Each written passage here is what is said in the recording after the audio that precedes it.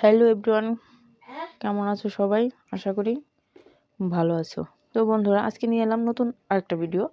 সে ভিডিওতে আমরা কিন্তু কম বেশি যারা সেলাই কাজ করি তারা কিন্তু জানি যে নর্মাল একটা ব্লাউজে টিকেন 4টে টিকেন হয়, 4 টিকেনের ব্লাউজ হয়।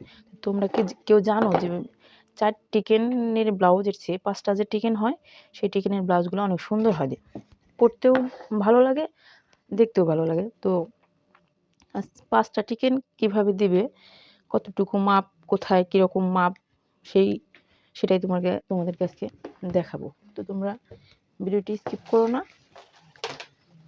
পুরো ভিডিওটার সাথেই থাকো। এটা হলো আমাদের সামনের পার্ট। তো সামনের পার্টের উপর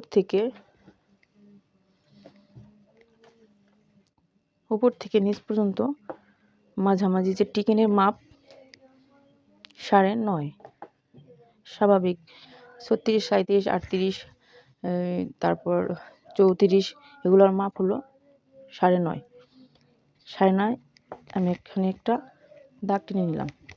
তো এই 9.5 থেকে নিচের দিকে 1.5 ইঞ্চি বাদ রেখে একটা টিকেন। তো সাইডের থেকে 3 ইঞ্চি উপরে, এই পাশ থেকে 3 ইঞ্চি উপরে, আর এই মাঝখানে যে চিহ্নটা দিয়েছি 9.5 সেখান থেকে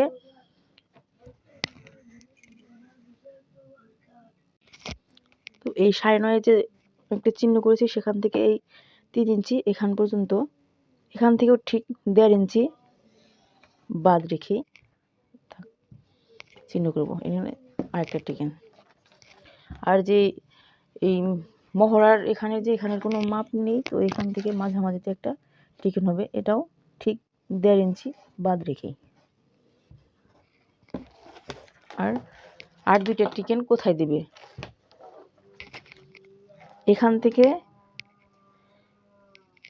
3 ইঞ্চি, এখান থেকে 3 ইঞ্চি উপরে চিহ্ন করবে। তো এই 3 ইঞ্চির থেকে 9.5 যে চিহ্ন, ওইখান থেকে 1.5 ইঞ্চি বাদ দিয়ে এখানে একটা চিহ্ন।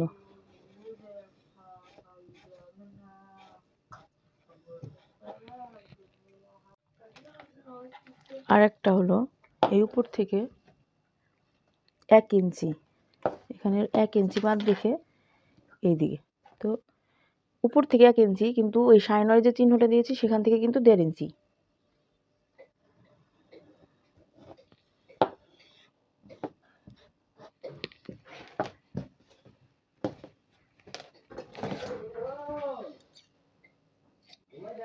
তো বন্ধুরা, ভিডিওটি কেমন লাগলো বলো, আর ভালো লাগলে লাইক, কমেন্ট, সাবস্ক্রাইব করে আমার পাশে থেকো।